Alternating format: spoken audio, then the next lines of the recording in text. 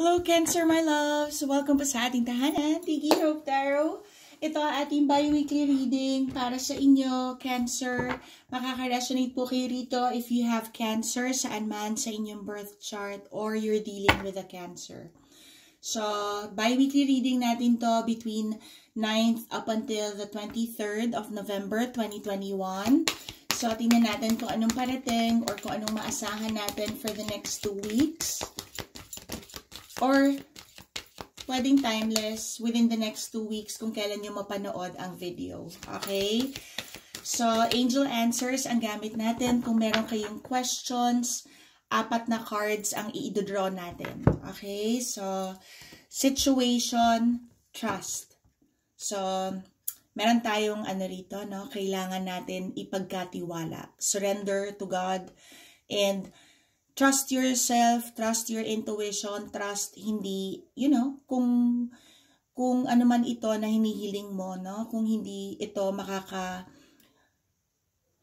or makakasakit ng ibang tao, bakit hindi niya, bakit hindi niya ibibigay sa'yo?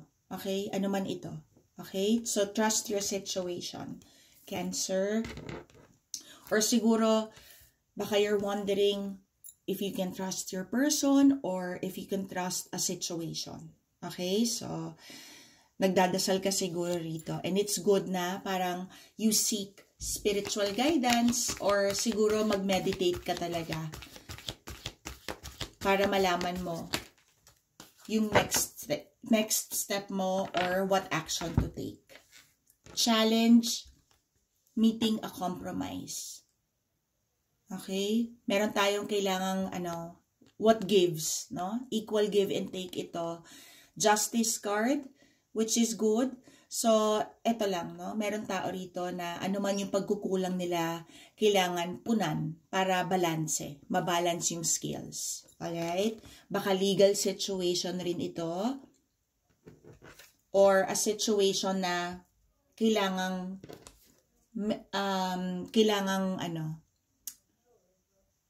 balansehin. Oh, no need to worry. What you need to know is you have nothing to worry about. Alam ni God kung ano itong pinagdadasal mo. Okay? Or ano man ito, trust your instincts. Trust na you have nothing to worry about. Sa'yo to. Okay? Or ikaw yung pipiliin. Or merong fairness sa sitwasyon, maitatama ang isang sitwasyon, okay? If you're giving up hope, huwag ka mag-lose hope, okay? Baka dahil it took a long time, baka hindi nyo naririnig ang inyong person, baka nagkaroon kayo ng pag-away or, hiwalayan. You have nothing to worry about dahil merong positive rito. Outcome. Or ang inyong person will meet you halfway. Okay? Forgiveness. Siguro kayo ito na kailangang humingi ng tawad or baka sila kailangan kayong patawarin. No? Para maayos nyo, para mabalanse yung sitwasyon. Merong mag-aano rito. Kailangan mag-apologize. Or hihingi ng tawad sila sa inyo. Dahil, kung relationship naman ito, hihingi sila ng tawad sa inyo dahil gusto nila na pagkatiwalaan ninyo sila. No? Parang someone here lost faith or lost trust in a situation. Parang ganon. Parang hindi mo nakuha siguro yung hustisya na hinihingi mo, hindi balanse, ganyan. Huwag ka mag-alala. That is taken care of. You have nothing to worry about. At merong mistake. At nag-a-apologize sila. Okay? Ano man ito? No. No. Someone has to, parang merong rejection dito, but definitely, hindi ikaw yon, no? Or unless, basta, kung sino man yung gumagawa ng mabuti, trust the situation, there's a positive ano rito. Okay? Baka kayo ito saying no to your person, or this is you learning to say no. Okay? It's about a disagreement. Okay? No. No means no. No is a complete sentence. Kumbaga ba. Situation, trust, Cancer, 9th up until the 23rd, please. Or the next 2 weeks. Next 2 weeks for Cancer. Oo. Merong may matigas ang ulo. No? Ilang beses ninyo na silang sinabihan. So, ito lang, parang they have to accept the fate. Ito, fortune wheel. Wheel of fortune, sorry. Destiny. So, pwedeng sila ito, wala silang choice. Kung hindi, kailangan nilang mag-sorry.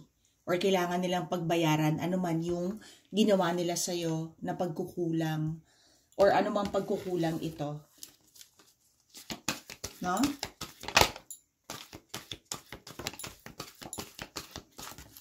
No need to worry. Choose your battles. 7 of Wands. So, ikaw ito, pinagtanggol mo lang sarili mo. Pinaglaban mo lang ang sarili mo. So, inosente ka rito, wala kang ginagawang mali. Tama lang, actually, na ipaglaban mo ang sarili mo. It's about time. It's about time na natutunan mo to say no. No?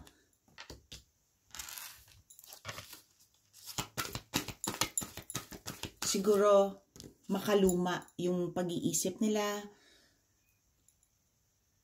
Pero parang circle of life eh. Parang siguro it comes down to parang differences between parang babae at saka lalaki. Equal rights. Parang gano'n ano. Parang kinailangan nyo lang pagtanggol yung sarili nyo. So okay lang. Or anumang sitwasyon ito. Okay? Parang very parang parang hindi uncommon yung sitwasyon ninyo. Parang kayo, this is what life is all about, kumbaga ba. And yung conflict dito na nag-arise, or in the end, merong mag-a-apologize for creating this conflict.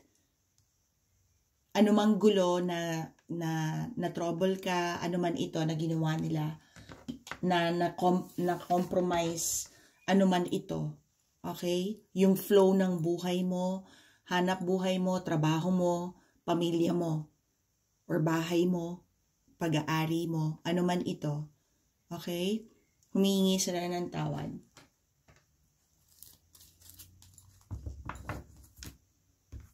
And Ace of Swords. So, expect communication, expect an answer. Okay? So, parang pwedeng yes, hindi ko masabi eh. Kung kayo ito na kung sino man yung sino man yung nag-o-offend sa inyo, it's a no for them, definitely. Okay? Parang ito kayo na alam niyo na hindi niyo mapagkakatiwalaan tong taon to. At alam din ng lahat 'yon. No? Parang nagkaroon ng nagkaroon ng meeting of some sort. Merong desisyon na itong mga taon to, siguro, binubuli ka. No? Gang stalking. Okay? Kasi, hindi ko alam kung meron 3 tao rito, 3 lalaki, or 3 grupo. Pinagkampihan, parang ganon. Okay? So, sino man itong mga taong ito, maling-mali sila sa ginawa nila, tama ka. Tama ka doon sa parang, tama lang, ano man itong ginawa mo, okay? Naging ka man, maski ikaw pa yung nagsabi ng masakit, ikaw yung nadehado. Parang diniretso mo lang yung pag-iisip ng mga taong ito. Okay? At definitely, whoever you're connecting with, if this is divine masculine, okay, sobra silang nag-a-apologize. Okay? Dahil minaliit ka nila. Okay? kung battle of the sexes, parang ganun ang nangyari rito. Okay?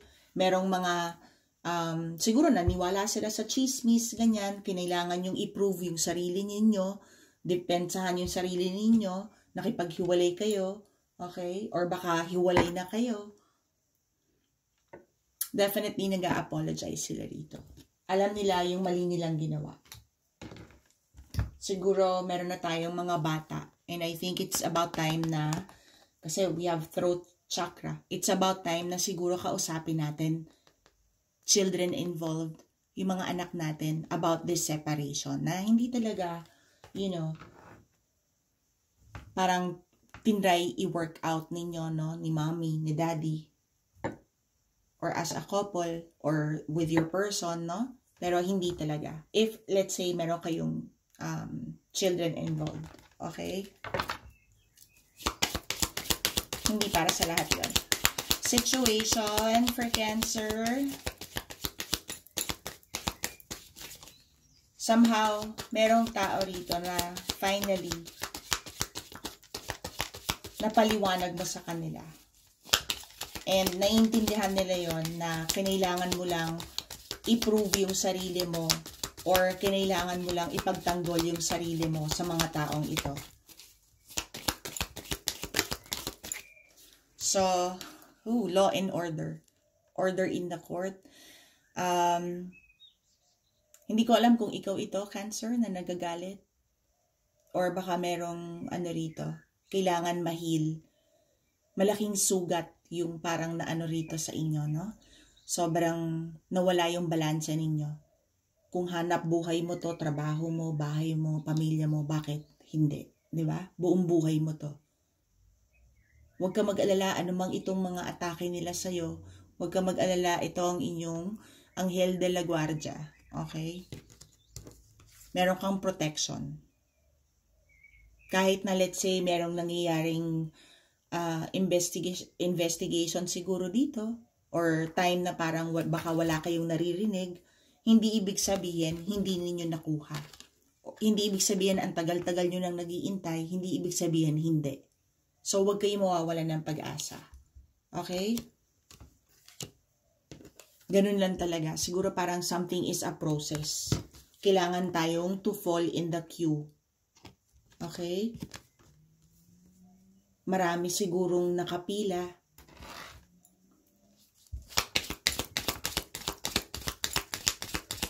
Message for Cancer. But justice is yours. Or merong fairness rito. There you go, Justice card. Wheel of Life, Karma. Double karma ito. Wheel of Fortune at saka Justice na karma. Sino man na nambubuli sa'yo, gang stalking, or baka isang organization ito, no? Within the justice system. Law enforcement, okay? Parang merong bullying, harassment, ganyan na nangyari siguro in the workplace. Or kung kayo ito, parang itatama nyo lang. Abot-abot ang hiya at saka parang meron kayong nireklamo rito tapos hindi kayo pinakinggan. Dahil binuli kayo. Dahil ano man yung tingin nila sa inyo, no? You were treated unfairly. Dahil hindi lang nila siguro nagustuhan ano itsura nyo. Iba ka siguro. Okay? So, yeah. Unfortunately, kinailangan nilang humarap. Sila ngayon ito na parang kailangang i-explain yung actions nila. Ang totoo, kaya sila nagulat sa'yo. Mahal ka nila. Okay? Yung iba rito, isa sa mga nagulat sa'yo, actually mahal ka. Or isa sa mga kaaway mo is your divine masculine or divine feminine. Okay?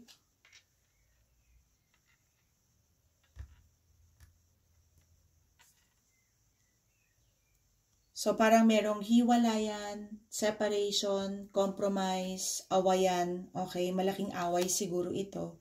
Baka within a department or organization. Okay? Matagal yung siguro corruption. It takes parang antagal. Pero high profile case. No? Parang it's taking a long time. Just trust. Ano man ito. You're gonna win. Okay? Or baka you're dealing with a Libra or Sagittarius. Pero we have here, baka meron kang situation na parang in the past, hindi naging okay yung relationship mo. A lot of healing has to take place. Finally, binigay sa iyo ni God. Parang sino man yung deserve mo. Okay? You will get your justice. Sino man yung match mo. Wow. Okay? You get what you deserve. Ano man ito. Okay? Karma, definitely. Karma, karma, karma, karma, karma. Okay? 3 times. So, 3 beses makakarma. Sino man ito na nanakit sa inyo. Okay? Times 3. Sa sino man. Palaging times 3. Kasi siguro, I don't know. Basta times 3 yung blessings na darating sa inyo. Okay? Dahil kayo ito, wala kayong ginawa kung hindi ipagtanggol rin ang sarili ninyo. No? Siguro kasi 3 tao yung umabuso sa inyo or 3 organization. Okay? So, this is just you defending yourself. Go. Congratulations. Okay? You win. You win. You got the cup. Okay? Yung isa sa mga tao na nakaaway mo, nabighani sa'yo. Okay? Na fell in love with you. Okay? Na in love sila sa'yo. Nagustuhan nila, ina-admire nila yung ginawa mo. Baka Libra sila. Okay? So, yun lang yun. Ito ang ating reading. Baka Libra sila or baka kayo yun. I don't know, no? Baka malamang kayo yung King of Cups. Baka you're dealing with a Libra or Sagittarius. Or, Aquarius. Okay? So, yan ang inyong reading for the next 2 weeks. Hopefully, na-enjoy nyo. At naka-resonate kayo, let me know sa comments down below. Also, please like, share, and subscribe para makatulong din po sa pag-grow ng ating channel. And remember to hit the kalembang para updated tayo sa ating mga uploads. Okay? Kita-kits till next time. I love you guys. Mwah!